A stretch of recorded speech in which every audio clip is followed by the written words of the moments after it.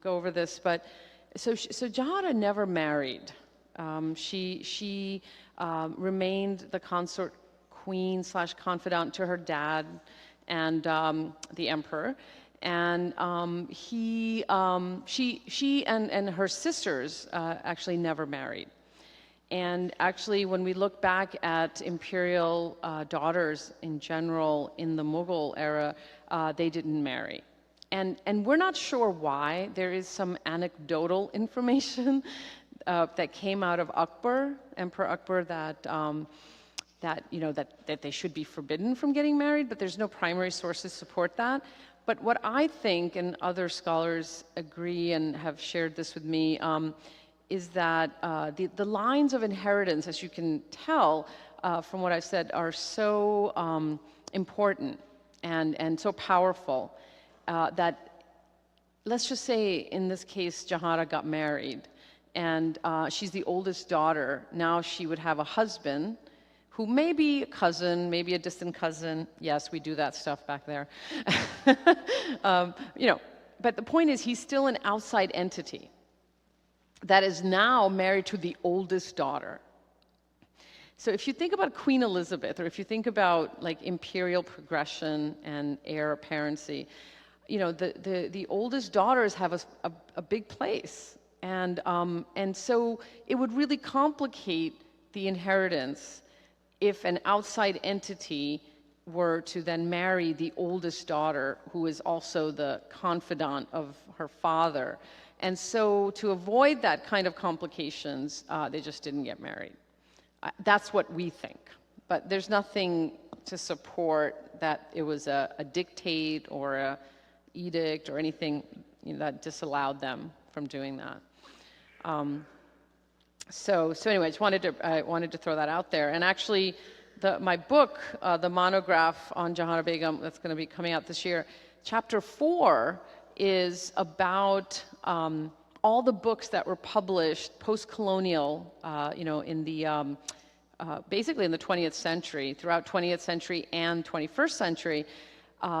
It's all the books that were published in the Western world, and that includes France, Germany, England, and America, on the subject of Jahanara. It's fascinating to me, and that she is relevant enough to be repeated and to be written about in these books that are for a Western audience. And one of the books is a young adult book. It's meaning like teenage, for little girls, and it's all on women. They have different series, and the woman's name is Catherine Lasky, and she wrote about like Joan of Arc, blah blah blah. She has different featured females, and Jahanara configures in that too. And to me, it's just mind blowing. And I've been fascinated not only by the popularity of this figure in this fictional text. By the way, they're all fictionalized. They're historical fiction. But that she would still resonate, that her life would somehow still resonate and would have relevance with a Western audience. So that's the 4th chapter, and it was actually the most fun because it brought it into the 20th century for everyone, and sort of out of the 17th century and into like the 20th century and the 21st century. In fact, a very recent book came out. It's called Beneath the Marble Sky or something. John Shore, I think, and he starts the book with, and then Jahanara is boating with her grandchildren up to the Taj Mahal. So right away, I'm like, okay, clearly fiction, because she didn't get married. So it's really interesting. And even in her time period, there were, European travelogues, like Europeans from Italy and French and England who all they were fascinated by this empire. And you have to think, what is happening in the 16th and 17th century in Europe? I think soap was just introduced. I don't know. Sorry. And these people are like bathing in like milk and honey, like whatever. It's really, when I take my students through that, they're just like, what? And yeah, like they're like, who dropped the ball on that? And like, I don't know. But so I think the fascination already came with a certain imaginings anyway. And so when they got there and these travelers, didn't have access to the harem, and they went to the bazaar, like the Kinari Bazaar, who of course was littered with the servants of the palace. They would hear bazaari gossip, and then those people would then tell these travelers, oh, you know what I heard? And there's this very famous story, and it was written by, of course, a French traveler who couldn't accept the fact that she could just be the consort, queen / confidant to her father, that there had to be some incestuous relationship going on, and other salacious aspects. He wrote this story about how Jahanara would sneak in lovers to her bedroom because she wasn't allowed to get married. And one day her father came because he thought something was up. He sensed that something was going on, that something was awry. And he goes into her bedroom, and before he comes in, she tells her lover to go and hide in this big cauldron that they would use for baths. And it was already filled with water. She's like, go hide in there. He won't look in there. And he would come and he's like, oh, I smell something. I don't know, something like something French. And he's like, oh, you were going to take a bath? Let me light the fire under the cauldron. So he does, supposedly. And then he says to her, don't put the fire out, I'll be back later. And so he thinks the lover is in the cauldron and now he's boiling to death, or I don't. So this is one of these like fantasies and imaginings, and so fertile. I mean, someone should just write a book on that.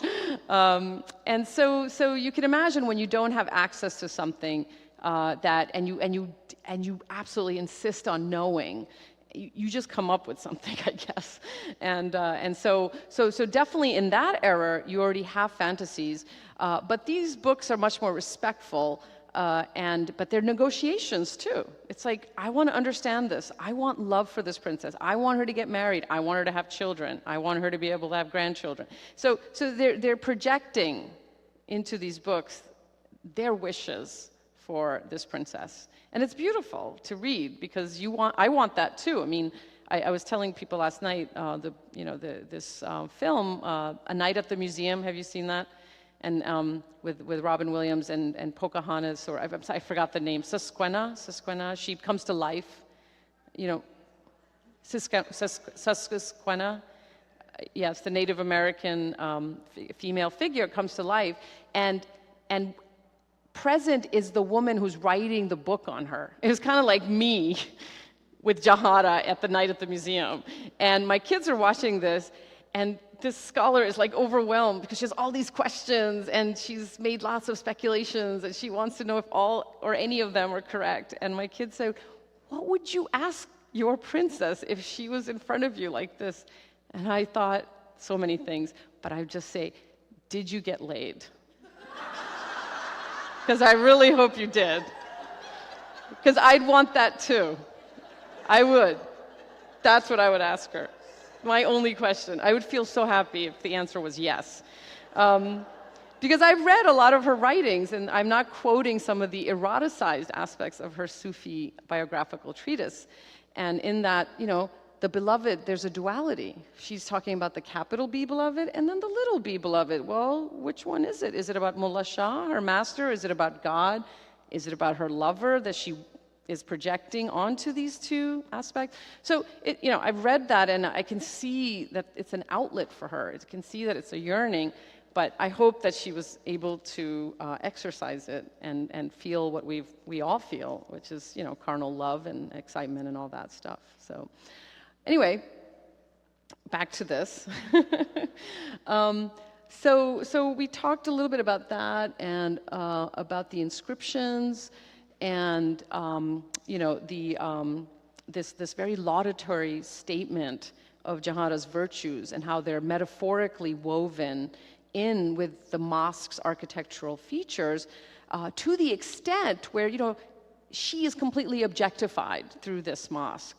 That part about veiling, okay, so number one, these things, these decorative motifs and iconography is almost like a curtain. It almost has that very veiled aspect to it. But further, when you go inside, and this is, we are actually here, in this room right here, and you see this? This is called the jali. Jali means the grill. So these are all grills that have been carved out of marble and plaster. And so when you say veiled with chastity, sitting high on the firmament, you know, think about this building and how it looms large above, you know, it's sitting high on the firmament, crowned with wisdom, you know, the three crowns of the world. And so you walk into this building and you would as an elite who could read this, which by the way is not from the Quran, it's straight from Persian poetry and from court poets that would create these writings. Now, by the way, even though her father gave her the permission to commission this mosque, he still has to approve the inscriptions and the details, and he does, and he allows it. And that also is a testament to the high esteem in which she sits in his thoughts and in his authority and in his governance. What is really interesting about this space, which also brings it to the 20th and 21st century, is that, I should explain that women in Muslim countries do not go to the mosque to pray. So their religiosity is expressed through their absence. They're just not there. It's a male domain. It continues to be. In American mosques, we have the separation, and there's a women's section and a men's section. But I should also tell you that that was a Christian concept too. There was a gallery in churches where women gathered separate from men in Christianity as well, and that's medieval era. But anyway, so here we have these women who cannot express their religiosity by going to the mosque. So how do they do it? Well, Sufism allows that space because it's a direct relationship with God. It can be practiced anywhere, and you can use a sacred structure like this mosque. So what happens here is on Thursdays, there's a ceremony, the Urz ceremony, which is essentially a Sufi ceremony that takes place, and women gather here and they read Sufi poetry and also concepts, and they sing Sufiana kalam, like religious hymns, and then they dip their hands in henna to show that they had invested in this ceremony, and then they put those hennaed hands as a testament to their presence and to their religiosity and to their practice and their performance in the space that was provided by their sister, and they call her Fatima. They call Jahanara Fatima, knowing that she provided the space. They have recreated and continue to sustain that sacred and spiritual performance in the space on a weekly basis. I put this one here because this concept of the hand is actually a concept that comes from Rajput and Hindu practice, where the wives of the emperors, when they died, the Rajput wives would have to perform sati, meaning burn themselves on the pyre with their husbands, but their hands would be cast as a show of their allegiance and honor. And if you've been to Rajasthan, and Jaisalmer and all these other different old forts, when you walk through the main arch, if you're not trying to fall off the elephant that they convinced you to ride, you will actually see this right in the main arch of all the wives' hands. So this handprint concept, again, dates back, it's pre-Mughal for sure, but also going on during the Mughal era, and something that was actually stopped after the Raj, like they disallowed sati ceremonies. But it is shared. It is a shared concept about allegiance, about loyalty, about leaving a mark of your sacrifice and your devotion. So I wanted to bring that in. And the mosque, so many Muslims, architectural monuments in India are not kept up as well as they should. But this continues to be used by students who are, you can see there's a little gathering here of students who are reading the Quran, and they just gather under the arch, and they continue their studies that way. But because most people miss this mosque, the government doesn't want to spend any money on it, and it's really sad because it's really a beautiful mosque. It has beautiful proportions. I wanted to now switch and go to Srinagar in Kashmir to show you Jahanara's other patronage commission, which is the Mullah Shah Badakshi Mosque, and also Khanaka. Khanaka means essentially a collegiate cloisters, so madrasa maybe is the term that you've probably read. And madrasas are, as you know, schools for students to gather and to learn more directly with teachers about Islamic concept. But this one actually has cloisters and student dormitories that are very extensive, and it's specific to Mullah Shah's teachings and specific to the Sufi order. Right away, you can see that it is very different from the Agra Mosque, and it was built only within 3 years of each other. But it has the same Persianate keel arch and the pishtak, the raised portal that one steps into, but it has the same symmetry and the very Shah Jahani concept of planning. And then I'll show you some details. These kinds of, this is a baluster column. These are, abstracted floral and vegetal motifs, and they're generally placed at the bottom of a plinth to give it a flourishing. Baluster columns are here as well, the multi-cusped arch, and as well as the keel arch. I mean, these are all elements of Shah Jahani architecture that she is employing and using, but as her commission, as part of her authority and about her patronage. The stone is really interesting. It's gray schist, and you may have seen like some starving Buddhas that are made out of a very similar material in the northwest part of Pakistan. It's grayish, dark, so this is similar. Now, this is the lotus. This is the thing that I wanted you to keep in mind. This is so extraordinary. Now, this is most mosques. This is from just like any general mosque. At the pinnacle of the dome, you have this open lotus leaf, lotus flower. It's open. It's completely open. You barely recognize it because it's so high up there that it's actually a lotus flower. And that, of course, comes from the Hindu temple buildings. But this one is this is what the original drawing was. This was a fully closed lotus flower on top of the dome, under which is the mihrab. So let's go into that. Oh, wait a minute. I'm sorry. This is a little bit out of order. Oops.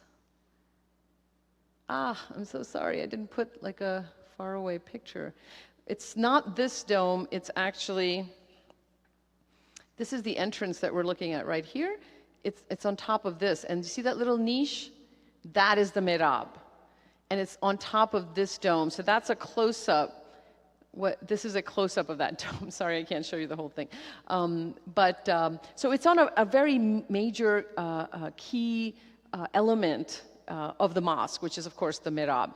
And yet she puts a lotus flower, which, of course, is the association with Buddhism and Hinduism, which, by the way, this region was sort of the harbinger slash the collective space for Buddhist monks to that came from China into India. They would actually travel through this space. So there was a lot of Buddhist Hindu culture that congregated in this valley in Kashmir, and she's borrowing from that freely because she wants to personalize this commission. This is that artful personalization, even though she's using Shah Jahani iconography and uniform, she still wants to make it her own, so she does it through this. But she also does it in different ways, which is these bands of poetry that are over all of these arches. And this, what is a missing podium, that this would have been right here, it would have been raised, and it would have been an outdoor kiosk slash podium with a beautiful railing around it, and one would sit here and talk about poetry and concepts and discipleship, and then maybe you can imagine, sorry about that, this kind of podium. It's this podium with nature outdoors that one would have to step up to or step into, that extended from the mosque, where she would meet Mullah Shah in the company of attendants and practice and learn about Sufi ideology.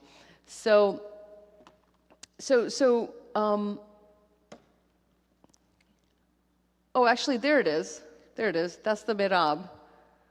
Did you see this? It's in a totally ruinous state. It is so sad. I've been trying so hard to get this on UNESCO's site, on their list of endangered buildings and monuments, and it's just because it's so far removed and not many people go there that they just don't know if they just don't want to give it the time of day, and it's really sad. So anyway, there it is, and then alongside that, this is the outside part of the mihrab. This projection, continuing that iconography, continuing those details that speak of Shah Jahan as the emperor, as the order, as the governance. She continues.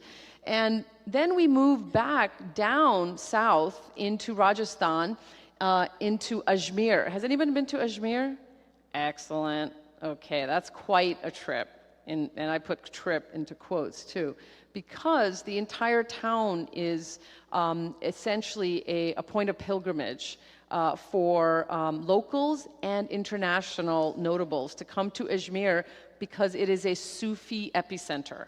And one of the most important Sufis is buried in Ajmer, and he is in this complex where Shah Jahan also contributed his open-air mosque. And I put this inscriptions that show again the orthodoxy of his leanings in Islam, because they are just quotes from the chapters of the Quran directly.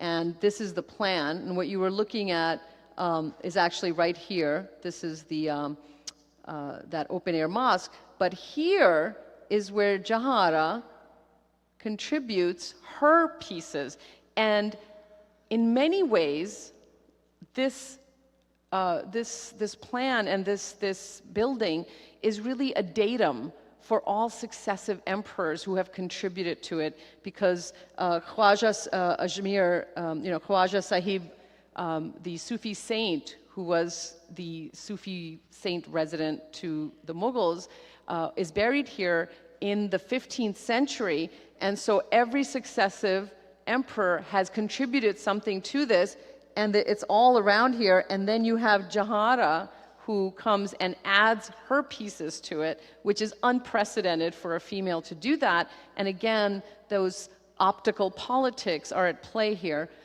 You can see this is that open-air mosque, and this is her, this thing right here. This is the entrance to the main precinct, and it is, women are not allowed in the place where the saint is entombed, but they can walk around, and this is this side open-air entrance just for women to pray. And of course, you have that jali, or the grills, from which you can actually see the burial component inside of the saint, but you can't go inside. So it's specific to females, and it is also adorned with her name, which is Begam Dalani, and Begam is her. Dalani means porch, so the porch of the Begam. In addition, there are these kiosks along Ajmer where her father and she together created these open-air kiosks for pilgrims who come to Ajmer to go and to just sort of relax and hang out around this lake that is absolutely gorgeous. And if you go to Ajmer, make sure that you go to this gate. And these are also borrowings, Hindu borrowings. These brackets are specific to Hindu temple building, but they have been appropriated for Shah Jahan and his Shah Jahani architecture. This also just talks about the performance that takes place around that Sufi shrine, the Ajmer shrine, where women bring flowers and they pray on the ground to the steps into the shrine. And in many ways, they are trying to invest themselves into this memory of this saint because they are such devotees, but also because Jahanara's writings have, in some ways, there's a folklore about them, but specifically because she has contributed to this mausoleum, it becomes the harbinger for women to come and to feel comfortable in a space that a woman has supplied and has offered and has given. And so she has given them the space that they need to practice their religiosity. And this is just another picture of it on the outside. And so on one of my visits, I found this woman lost in thought and just sort of sitting there, and I, because obviously academics, we have our own imaginings and fantasies. I was like, there she is, there's Jahanara. I imagined her sitting and thinking and praying and being devout and being simple and modest. And lost in thought, so I took a picture of her. But they take this very, very seriously, as you can see. And dignitaries have come to this. English kings and queens have come to Ajmer. And you can just Google to see the type of people that have come. I think Hillary Clinton came here. I think Princess Diana came here. So it's a very important place, not just for locals and not just for Muslims or mystics or Sufis, but any denomination has been present here. It speaks to multiple entities. And also leaving something of yourself behind by tying this. This pool was given by Jahangir. So just to show you that, this other, this I already talked about. And this is the optical politics. And I'm also going to show you some other optical politics. This is in Lahore. And this is a gateway to a garden that Jahanara had commissioned, and this building, it's basically just a gateway with the four towers that is at the end of a major road from the Lahore fort. And you end up, there it is. I don't know if you can see the aerial photograph. It's square with four towers, but that road ends up at the end of which is she's almost the period or the punctuation mark at the end of the sentence of the imperial ideology that starts at the fort. And here it is, unfortunately, again in a ruinous state, but you can see that it was quite embellished. It has the same vocabulary, the same iconography and symbolism that she has used in her previous commissions that also conform not only to Shah Jahani architecture, but also to her Persianate heritage because of the keeled arches, as well as the four towers. Now, the four towers are also a Persian historical element for Zoroastrian temples. If you've ever seen them, they also have four towers, and the towers are octagonal shape. So this is very much the leanings of their heritage that comes from Iran. And this is just showing some of the inlaid mosaic works that exist. And believe it or not, they were going to develop a subway system in Pakistan, in Lahore, and get rid of this entire monument. It was outrageous, and thankfully it didn't happen, and I hope it doesn't. But again, it's because it's off the beaten path, because it's not highly visited, it doesn't have any currency, importance isn't given to it by the, the bureaucracy, basically. But the locals saved it, thankfully, so they see the importance. And this is Dal Lake in Kashmir, just so you can understand the optical politics that were at play up there. This is the huge fort on top, which was built, or it was actually added to, it was already there, but added to by Akbar. And there it is, there's her mosque, the Mullah Shah Mosque. So right in the, the parentheses, or in the shadows, or under the element of imperial of the figure. And this is, I was just going to show you a map in case you didn't, let me see, where are my, oh, right here. So this is the fort right here. This is the masjid. And then there's other elements of Shah Jahan's, Dara Shikoh, Shah Jahan, Jahangir, who have also contributed to this landscape in Kashmir. And one other element that is here is the Pathar Masjid, which is right here. And that was a contribution of a mosque by Nur Jahan, who was Jahangir's wife, who's living at the same time as I mentioned earlier, as Jahanara Begam. And so she says, I mean, you could say to me, oh, but you said it was unprecedented for a woman to build a mosque. Well, it's true, and I'll tell you why this doesn't count. And I shared this little anecdotal story with some people yesterday. That mosque was built by Nur Jahan, and when it was completed, and the ministers or whoever they are, the higher ups were there, and they asked Nur Jahan, how much did it cost to build this mosque? It's so beautiful. It's actually a very beautiful mosque. And she said, well, it was less than my slipper that I'm wearing. And very anecdotal. And because she equated a shoe with a mosque and a sacred space with the thing that she walks on, and I think you know from Bush era that what the shoe means, because a shoe was thrown at him, was the ultimate insult. And so the whole feet and the shoes and the ground, and she associated her slipper, the cost of her slipper, with the prominence of, or the lack of prominence of the mosque. And so nobody ever prayed in that mosque, even though it's a congregation mosque. So she did build it, and it is there, and it's gorgeous, but nobody really prays in it. And it's like the folklore continued and continued and continued. And I visited it many times, and I just see people hanging out there, but they, lying around from the sun, but they don't really pray there. So again, Jahanara is listening, observing. She knows this. She knows it's there. She wants to be careful. She wants to make sure that she's humble and modest and clear about her position and also her benevolence. And this is just a larger picture of the Khanaqah. This was the mosque here. There's Akbar. There's that lotus. And all of these things, these flanks of buildings are the dormitories that the students used. And of course, they're in a ruinous state, but you can see how extensive the housing is, which means his popularity was just as large.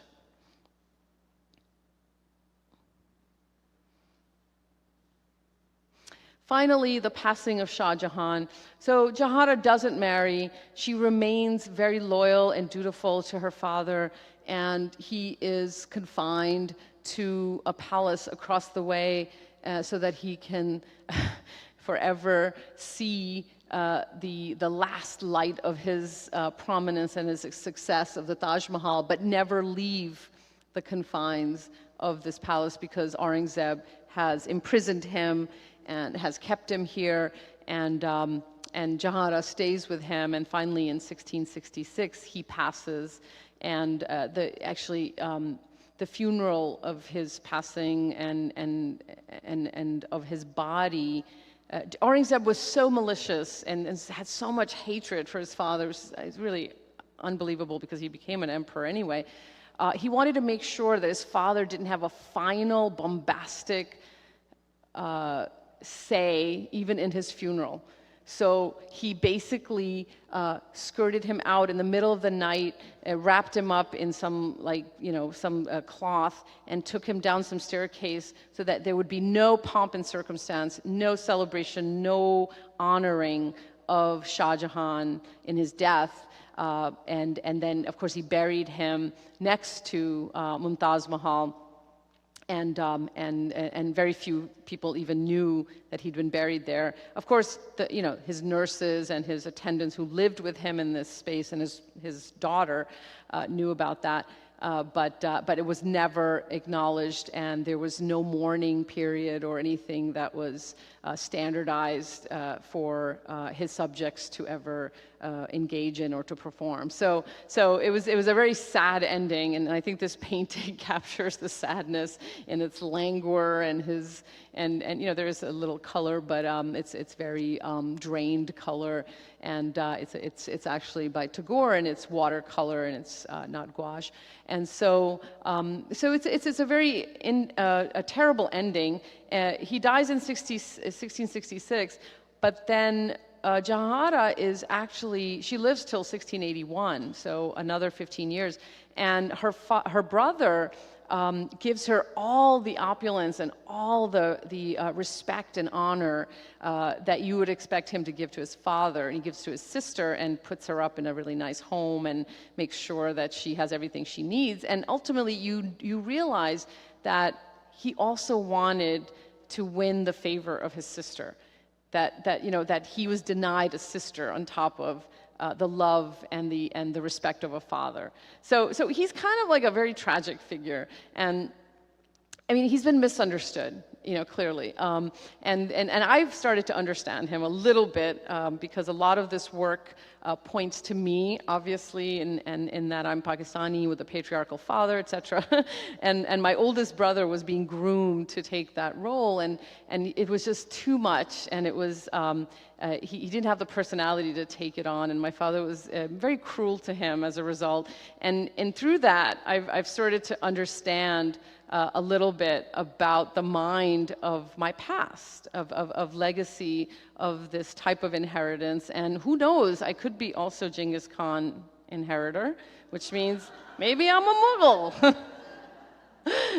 And so it's this journey has been amazing, and I wanted to end with just to show you that even in her death, she was a Sufi.